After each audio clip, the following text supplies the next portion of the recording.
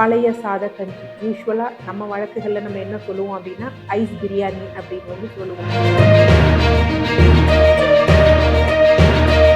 அப்ப இந்த மாதிரி இந்த பழைய சாத கஞ்சிய யார் எடுக்கலாம்? எப்படி இத ப்ரிப்பேர் பண்ணணும்? இந்த பழைய சாத கஞ்சிய எடுக்கும் பொழுது நம்ம செய்ய வேண்டியவை என்ன? செய்யக்கூடாதது என்ன அப்படின்னு.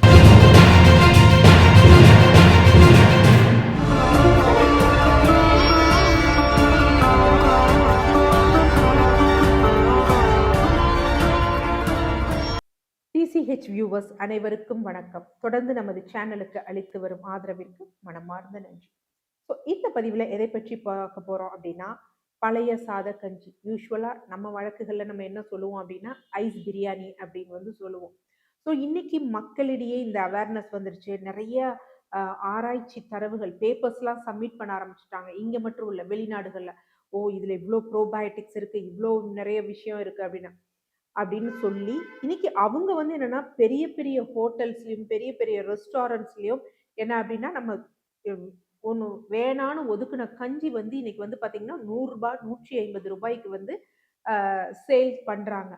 ஸோ அப்போ இந்த மாதிரி இந்த பழைய சாத கஞ்சியை யார் எடுக்கலாம், எப்படி இதை ப்ரிப்பேர் பண்ணணும், இந்த பழைய சாத கஞ்சியை எடுக்கும் பொழுது நம்ம செய்ய வேண்டியவை என்ன, செய்யக்கூடாதது என்ன அப்படின்னு. ஸோ இது என்னதான் நன்மை தரக்கூடியதா இருந்தாலும் சில முறைகளை ஃபாலோ பண்ணும். இல்லை அப்படின்னா நமக்கு அது பக்க விளைவுகளை தான் வந்து ஏற்படுத்தி விட்டுரும். 30 வருடங்களுக்கு முன்னாடி என்ன சொன்னாங்க, இது உடம்புக்கு கெட்டதுன்னு சொன்னாங்க. ஆனா இன்றைய மேலை நாட்டு விஞ்ஞானிகள் இதுல இவ்வளவு நல்லது இருக்கு அப்படின்னு சொல்றாங்க. ஸோ அதை ஒரு பக்கம் ஒதுக்கி வைக்கலாம். இது நமது முன்னோர்கள் சொன்னது நல்லதுதான்.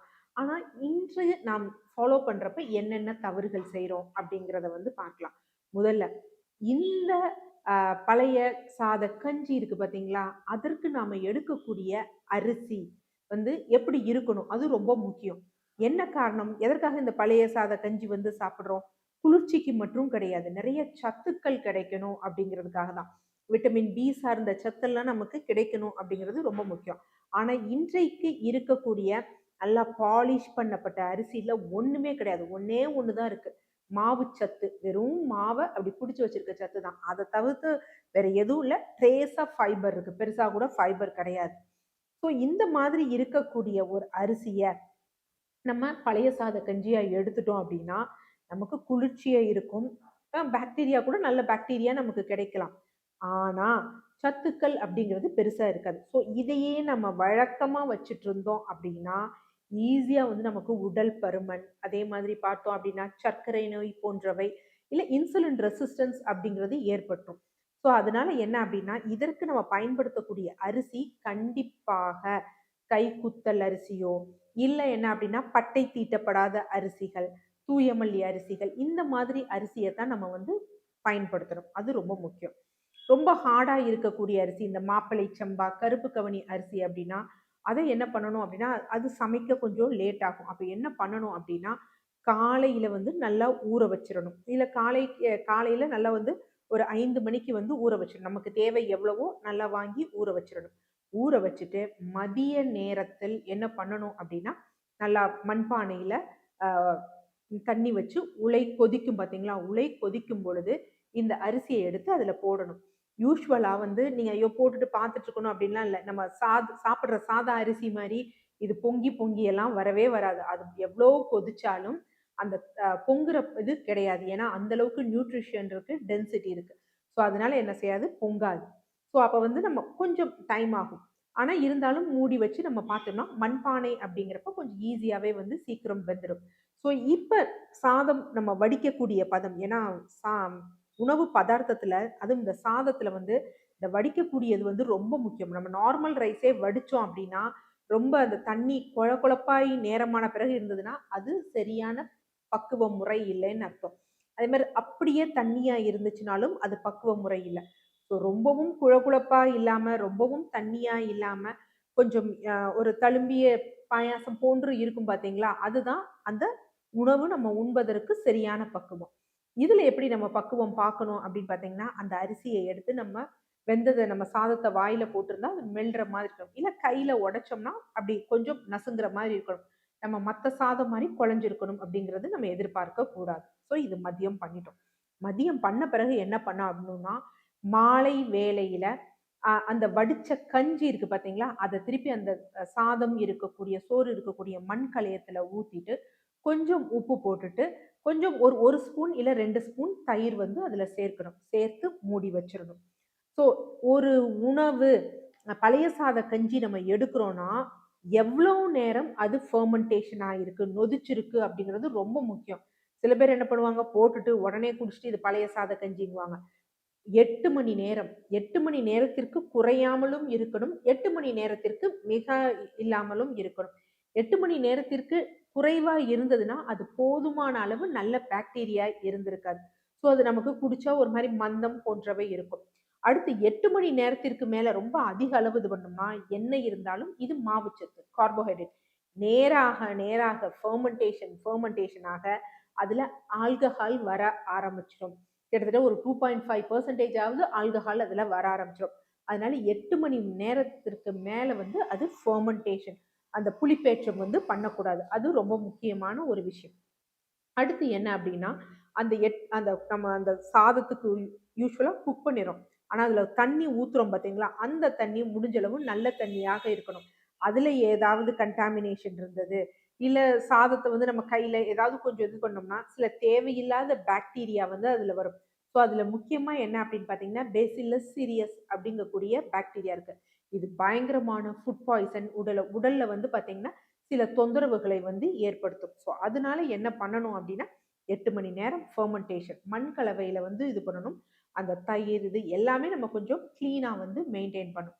அடுத்து மறுநாள் இத என்ன பண்ணலாம் அப்படின்னா, ஃபர்ஸ்ட் தண்ணீர் குடிக்கணும் அப்படின்னா, தண்ணீர மட்டும் ஃபில்டர் பண்ணி நல்லா 1 டம்ளர் அதுல உப்பு சேர்த்து வந்து குடிக்கலாம். இது யாருக்கு ரொம்ப நல்லது அப்படின்னு பார்த்தீங்கன்னா, அல்சர் இருக்கவங்களுக்கு, பாடி பயங்கரமா ஹீட்டா இருக்கிறவங்களுக்கு, விந்தணுக்களோட குறைபாடு இருக்கிறவங்களுக்கு, விந்து எளிதில வெளியேறுறவங்களுக்கு, ஆ பெண்களுக்கு வெள்ளைப்படுதல் அதிகமாக இருக்கிறவங்களுக்கு, இவங்க எல்லாருக்கும் இது ஒரு அருமருந்துன்னே சொல்லலாம். குறிப்பாக தூய மல்லி அரிசியில் அ அ செய்த சாப்பாடு அப்படின்னு வச்சுக்கோங்களேன். அந்த பழைய சாத கஞ்சினா நீங்க குடிச்சீங்க அப்படின்னா, இளநீருக்கும் இந்த தண்ணீருக்கும் இந்த கஞ்சி தண்ணீர் இருக்கு பார்த்தீங்களா? அதுக்கும் வித்தியாசம் தெரியாது. அந்த அளவுக்கு டேஸ்ட்டா வந்து இருக்கும். ஸோ அந்த மாரி எடுக்கணும். இதனுடன் சின்ன வெங்காயம் போன்றவை சேர்த்து வந்து எடுக்கணும். இது எந்த மாதிரி சூழ்நிலையில நம்ம அவாய்ட் பண்ணணும் அப்படின்னா, நமக்கு கோல்டு இருக்கு, ஃபீவர் இருக்கு, அல்லது வந்து கிளைமேட் வந்து ரொம்ப சில்லுன்னு இருக்கு. அந்த மாதிரி அதாவது பனிக்காலங்கள் போன்ற காலங்கள்ல வந்து இந்த பழைய சாத கஞ்சிய வந்து கண்டிப்பா வந்து நம்ம அவாய்ட் பண்ணணும். ஏன்னா, அது நமக்கு கோல்ட இன்னும் அதிகம் ஏற்படுத்தி விட்டுரும். அது மாரி சைனசைட்டிஸ் தொந்தரவுகள் இருக்கிறவங்களும் இத வந்து அவாய்ட் பண்ணணும். இந்த சைனசைட்டிஸ் கூட என்ன குற்றத்தால உங்களுக்கு இருக்கு? அழல் குற்றத்தால இருக்கா? பித்த குற்றத்தால இருக்கா? ஐய குற்றத்தால இருக்கான்னு.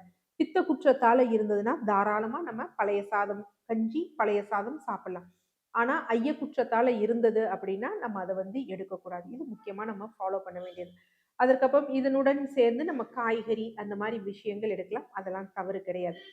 இதை சாப்பிட்டவுடன் தூங்கக்கூடாது, தூக்கம் வரக்கூடாது. இது 2மே ரொம்ப முக்கியமான விஷயம்.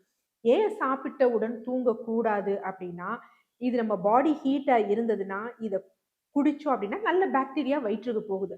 என்ன காரணம் அப்டின்னா, இத வந்து பார்த்தீங்கன்னா, ஒரு பவர் ஹவுஸ் ஆஃப் பாக்டீரியா, நல்ல ப்ரோபயோட்டிக்ஸ் நெறைய இருக்கு. நம்ம இன்னைக்கு காசு குடுத்து வெளியில வாங்குற ப்ரோபயோட்டிக்ஸ் இருக்கு பார்த்தீங்களா? கெஃபின் மத்ததுக்கு ஈக்குவலா இதுல இருக்கு. ஸோ இதுல என்னென்ன இருக்கு அப்படின்னு பார்த்தீங்கன்னா, லாக்டோபேசில்லஸ் பிளானட்டாரம், லாக்டோபேசில்லஸ் ஃபெர்மென்டம், பெர்சிலியா ஸ்பீஷிஸ் இப்படின்னு எண்ணற்ற வகையில வந்து இருக்கு. ஸோ இது எல்லாம் வந்து நமக்கு முழுமையாக கிடைக்கும் பொழுது, நம்ம கட்டுக்கு போகும்பொழுது, குடலுக்கு போகும்பொழுது என்ன ஆகும் அப்படின்னா, அது அது நேச்சுரலா ஒரு பாடிய வந்து கூலிங் பண்ணும். ஸோ நமக்கு சூடு யூசுவலா எங்க போகும்? யூரின் வழியா போகலாம், இல்ல மலம் வழியா போகலாம், கண்களின் வழியாக வந்து சூடு வெளியேறலாம். ஸோ நம்ம தூங்குனோம் அப்படின்னு வச்சுக்கோங்களேன், அப்ப நமக்கு கோல்டு, ஃபீவர் அந்த மாரி விஷயங்கள வந்து ஏற்படுத்தும். அத அவாய்ட் பண்ணணும். இத சாப்பிட்டவுடன் தூங்கணும், அதாவது தூக்கம் வருது அப்படின்னா, நீங்க கொஞ்சம் ஓவர் டோஸா எடுத்திருக்கீங்கன்னு அர்த்தம். எந்த உணவும் சாப்பிட்ட பிறகு எனக்கு அப்படியே சொக்குற மாதிரி இருக்குன்னா, அந்த உணவு அளவு நமக்கு சரியான அளவு, சரியான உணவு இல்லைன்னு அர்த்தம். அதனால சாப்பிட்டவுடன் தூக்கமும் வரக்கூடாது, சாப்பிட்டவுடன் தூங்கவும் வந்து கூடாது. இந்த பழைய சாத கஞ்சிய தினமும் எடுக்கலாமான்னா, வெயில் காலம் இல்லை அதாவது குளிர்காலம் அந்த சொன்ன அந்த 3 ரெஸ்ட்ரிக்ஷன் இத தவிர டெய்லி எடுக்கலாம். தப்பு கிடையாது. ஆனா இந்த பழைய சாத கஞ்சியை எடுக்கும் பொழுது நான் வெயிட் போட்டுட்டு இருக்கேன் அப்படின்னா அப்பவும் ஏற்புடையது கிடையாது. யூசுவலா இது யாருக்கு அதிகம் பயன்படும் அப்படின்னா, நல்லா வந்து மசில் ஆக்டிவிட்டி பண்றவங்க, இல்ல நல்ல உடல் உழைப்பு பண்றவங்களுக்கு அது கரெக்ட்டா வந்து யூட்டிலைஸ் ஆகும். நம்ம இவ்வளவையும் இது பண்ணிட்டு நல்லா ஒரு குண்டாங்கஞ்சி சாப்பிட்டுட்டு, போய் அப்படியே உட்கார்ந்து சிஸ்டம் முன்னாடி உட்கார்றது, இல்ல சும்மா அப்படியே பெஞ்ச்ல உட்கார்ற, ஸ்டூல்ல உட்கார்ற, சேர்ல உட்கார்ற வேலைய பார்த்தோம் அப்படின்னு வச்சுக்கோங்களேன், ஸோ என்ன ஆகும்னா, என்ன இருந்தாலும் இது கார்போஹைட்ரேட் நம்ம யூட்டிலைஸ் பண்ணாதப்ப என்ன அப்படின்னா, இது ஃபேட்டா கன்வெர்ட் ஆகும். அப்போ உடல் பருமன் ஏற்படும். இன்னும் சில பேர் சொல்லுவாங்க, "நான் ஒல்லியா இருக்கேன். பழைய சாத கஞ்சி குடிச்சு நான் குண்டாயிட்டேன்னு." ஆனா அவங்களெல்லாம் பின்னாடி நாள்ல பார்த்தோம்னா, அவங்களுக்கு இன்சுலின் ரெசிஸ்டன்ஸால ஏற்படக்கூடிய நோய்கள் ஏதாவது வரும். ஸோ என்ன அப்படின்னு பார்த்தீங்கன்னா, பிசிஓஎஸோ, இல்ல உடல் பருமனோ, சுகரோ இந்த மாரி வர வாய்ப்பு இருக்கு. அதனால இந்த கஞ்சிய வந்து நல்ல உடல் உழைப்பு இருக்கிறவங்க வந்து சாப்பிடணும். இந்த கஞ்சிய சாப்பிட்டுட்டு நான் உடல் பருமன் போட்டேன் அப்படின்னா, கண்டிப்பா அதுவும் உங்களுக்கு ஏற்றது கிடையாது. ஸோ இது வந்து ஒரு அற்புதமான அமிர்தம்னு சொல்லலாம். ஆனா கரெக்ட்டான முறையில கடைபிடித்தால். இல்ல அப்படின்னா, உணவும் பாழாய் போகும். நமது உடம்பும் பாழாய் போகும். நன்றி.